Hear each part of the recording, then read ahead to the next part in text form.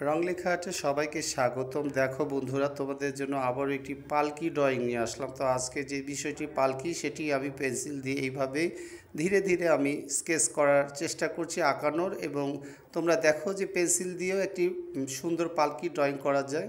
আর সেগুলো যদি রং করা যায় সেগুলো কিন্তু আরও সুন্দর এবং কালারফুল দেখায়। তো অল্প সময়ের কারণে আমি রংটা দেখাই না, তোমাদের পেন্সিলটাই আমি দেখাই।